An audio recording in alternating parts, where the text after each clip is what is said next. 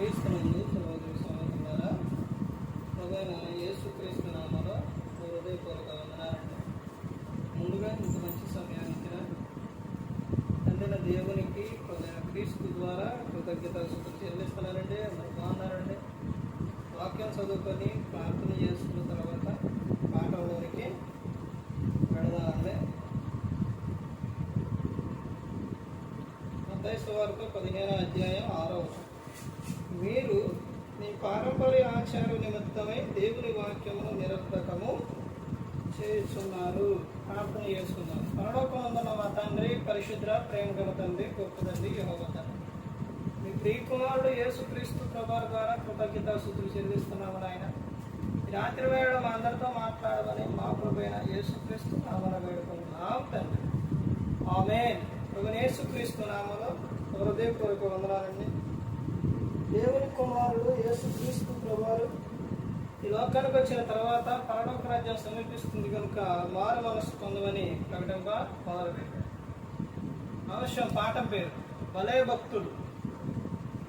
భలే భక్తులు ఎవరు? క్రైస్తవులే. ఇదే టైం. భలే భక్తులు ఎవరు? క్రైస్తవులు. ఈ భలే భక్తులు అని అంటే భక్తి అంటే ఈ రోజున ప్రతి ఒక్కరు కూడా ఎప్పుడైనా కానీ ఎవరు చెప్పినా ఏ విషయమైనా కానీ క్రీస్తు నెంబర్ 1. క్రీస్తు అసలు ఆయనలో ఎవరు ఏ ఒక్కరు కూడా తప్పు పట్టుకోలేదు. ఆయనకు జనం కూడా అంటే మన భాషలో ఏమని చెప్తారు ఈ లోకంలో? ఫ్యాన్స్ అంటారా? అయితే ఆయన గురించి ఆయన వెంబడించేవారు కూడా చాలా ఎక్కువే.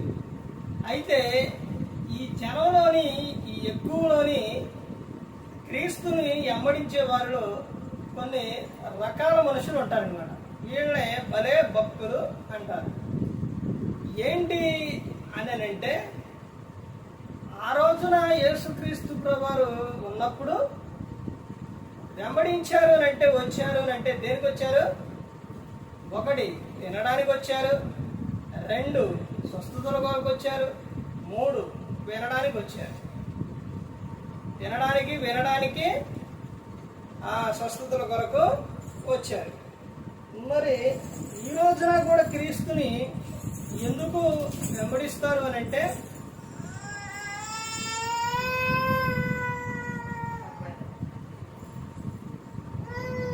ఎందుకు వెంబడిస్తున్నారు అని అంటే, చాలా మంది సమాధానం ఏముందనంటే, ఎక్కువగా ఏదైనా ఒక కార్యం కానీ ఒక విషయం కానీ ఆ రోజులో ఉన్న విధానమే ఈ రోజు.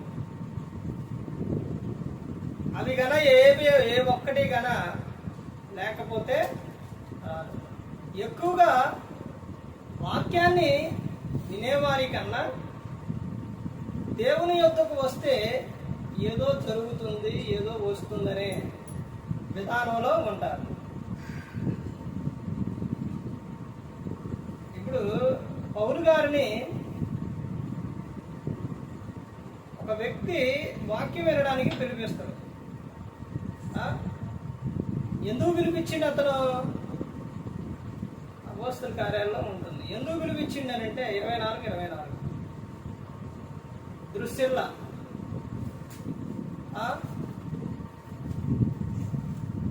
అతను భర్త ఎందుకు పిలిపించాడు అని అంటే,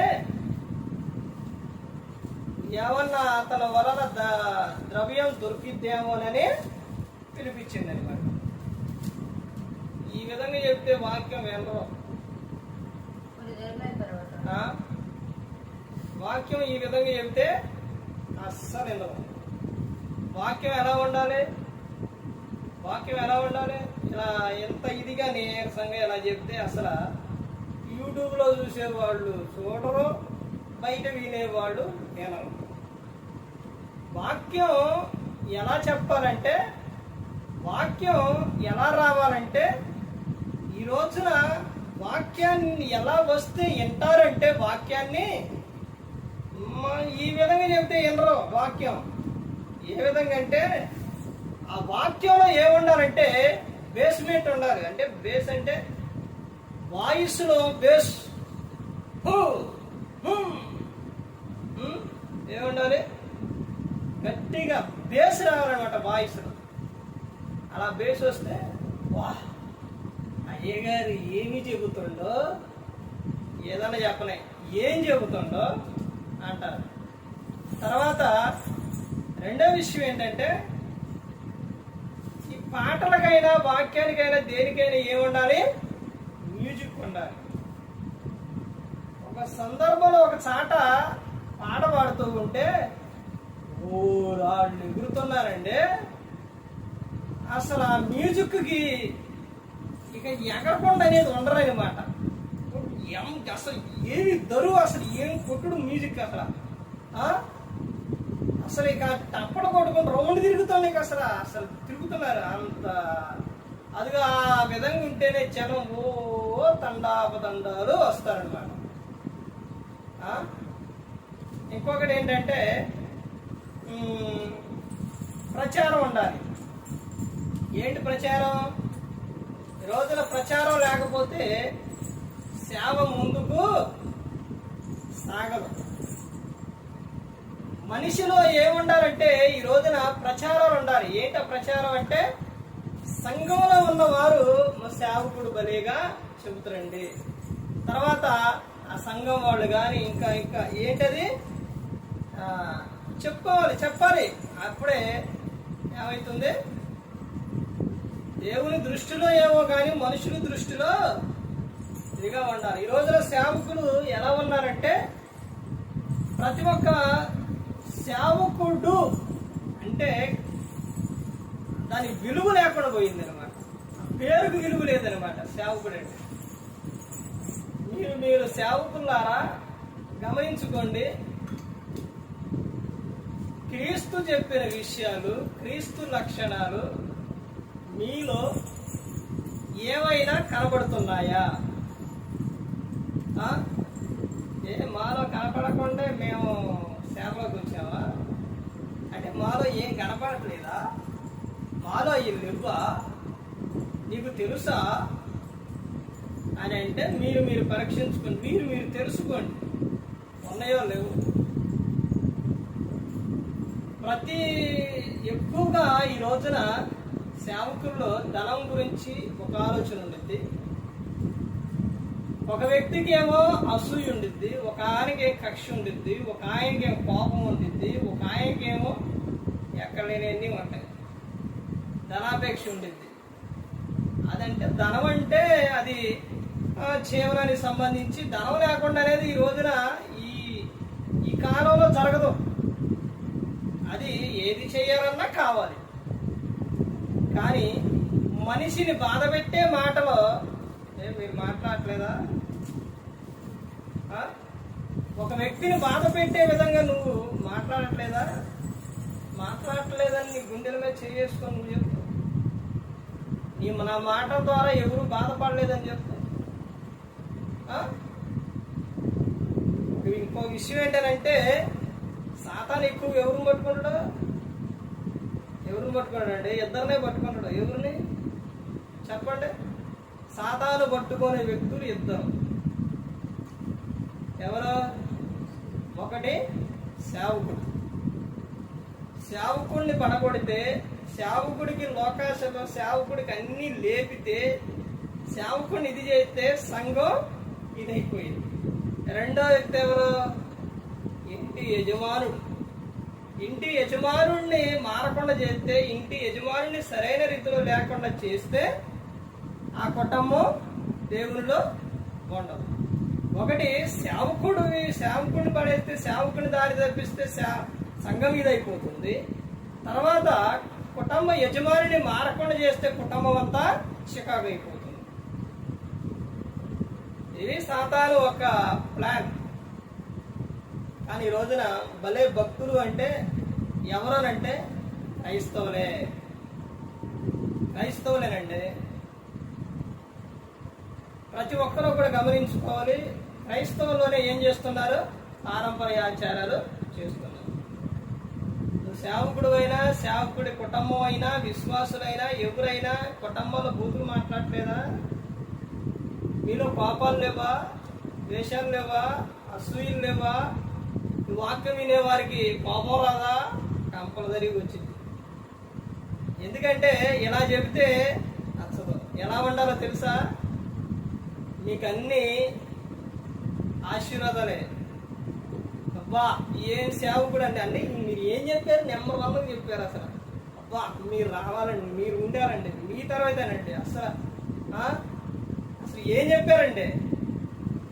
ఎలాంటి ఇవన్నీ చెబితే కానీ, ఇలా చెబితే కానీ ఆ విశ్వాసి మంచోడు, ఆ సేవకుడు మంచోడు, భలే భక్తుడు. ఆచారాలు మారవు, ఏది మారదు. కోపం పోదు, అసూయ పోదు, కక్ష పోదు, మనలో ప్రార్థన ఉండదు, వాక్యం ఉండదు. పాపం చేసేవాడు ప్రార్థన చేస్తారా? చేయరు. ప్రతి ఒక్కరూ ఒక్కసారైనా ఈ వాక్యం వినండి. వింటే నా మీద మీకు ఏమొస్తుంది? ఏమొస్తుంది? మరలా ఇలాంటి వాడి వాక్యాలు వినకూడదు అనిపిస్తుంది. ఎందుకనంటే నీ దుఃఖ దినములు సమాప్తం గాక అని చెప్తే సూపర్గా ఉంటుంది. నీకన్ని దీవెనలే అని చెప్తే నెమ్మది అనుకోండి. నీకేం బాధ లేదు, నువ్వు ఏదన్నా చెయ్యి, దేవుడు క్షమిస్తాడు. సేవకుని విషయం వచ్చేసరికి అబ్బబ్బబ్బా మీరు లేకపోతే ఇక లేదండి, మీరేం ఉండాలి ఇక అని అంటే అది వాళ్ళకి నచ్చింది. సేవకుడు ఒక లక్షణాలు అని పెడితే అవి చూడరు. ఈ రోజున క్రైస్తవం ఎట్టే ఉంది, సమాజం ఎట్టే ఉంది, ప్రతి ఒక్కటే ఎట్టే ఉంది. ఒక వ్యక్తిని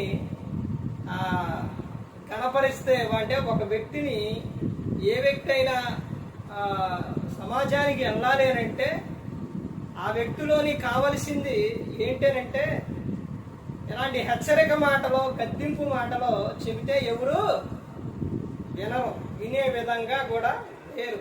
నీ పాపాలు తీసేస్తూ నువ్వు పరిశుద్ధంగా జీవించు, నీ అబద్ధాలు ఆడొద్దు, దొంగతనాలు చేయొద్దు, వ్యభిచారించవద్దు, నువ్వు ప్రేమ కలిగి ఉండాలి, లేకపోతే నీ పిల్లలు మంచిగా చూసుకోవాలి, నీ భర్తను చూసుకోవాలి, నీ భార్యను చూసుకోవాలి, నీ తల్లిదండ్రులు సన్మానించాలి, నీ పొరుగు వారిని ప్రేమించాలి. ఇవన్నీ విషయాలు చెబితే నచ్చుతీయా? నచ్చో. వాక్యానికి, ప్రార్థనలో, కూడికల్లో ఏమంటారంటే మ్యూజిక్ ఉండాలి, మాట్లాడే మాట బేస్మెంట్ ఉండాలి, అంటే గట్టిగా రావాలి ధ్వని. ఆ విధంగా ఉంటేనే. ఇంకో విషయం ఏంటంటే క్రీస్తుని తీసుకొస్తే యేసు క్రీస్తు ప్రభువారు అని ఆయన గురించి చెబితే జనానికి నచ్చదు. ఏ విషయం చెప్పాలి? ఎక్కడో చెప్పాలి, అవి చెప్పాలి, ఇంకేయో చెప్పాలి. ఇవన్నీ కూడా ఇంకా చెప్పుకుంటూ పోతుంది. చాలా విషయాలు ఉన్నాయి కానీ చెబితే అంటే పరిశుద్ధుడా, నీలో ఏ లేవా అనుకుంటున్నారా? నేను మిమ్మల్ని ఏమనట్లా. ఎవరి కాళ్ళు ఏం చేయాలి? పరీక్షించాలి. నీ మట్టుకు నువ్వు ఎలా ఉండాలి? జాగ్రత్తగా. నా మట్టుకు నేను జాగ్రత్తగా ఉండాలి, నీ మట్టుకు నువ్వు జాగ్రత్తగా ఉండాలి. నా మట్టుకు నేను జాగ్రత్త లేకపోతే నన్ను లెక్కడు, నీ మట్టుకు నువ్వు జాగ్రత్త లేకపోతే నిన్ను. ఇప్పుడు ఈ వాక్యం చెప్పేది ఎందుకు? యూట్యూబ్లో పెట్టేది ఎందుకు? ఇవన్నీ ఎందుకు? టైం పాస్కా? ఇవన్నీ ఎందుకనంటే మనందరినీ కాపాడుతుంది, మనందరిని రక్షిస్తుంది దేవుడు.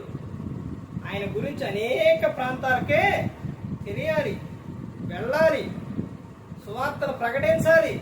ఎందుకంటే క్రీస్తే మన హీరో. అందుకని ప్రతి ఒక్కరు గమనించుకోవాలి. ఏ ఒక్కరు కూడా నశించి నరకానికి వెళ్ళిపోకూడదని యేసు క్రీస్తు ప్రభువు ఈ లోకానికి వచ్చి మనందరి కోసం శిలువలో తన ప్రాణాన్ని పెట్టి ఉన్నారు. మరి ఈ విధంగా పెట్టి మాట్లాడించిన తండ్రి దేవునికి కృతజ్ఞతాస్తుతులు చెల్లిస్తూ ఇంతవరకు శ్రద్ధగా ఉన్న మీకు ప్రభు పెట్టిన హృదయపూర్వక చెల్లిస్తూ ఈ మాటలు ముగిస్తాను. అందరికీ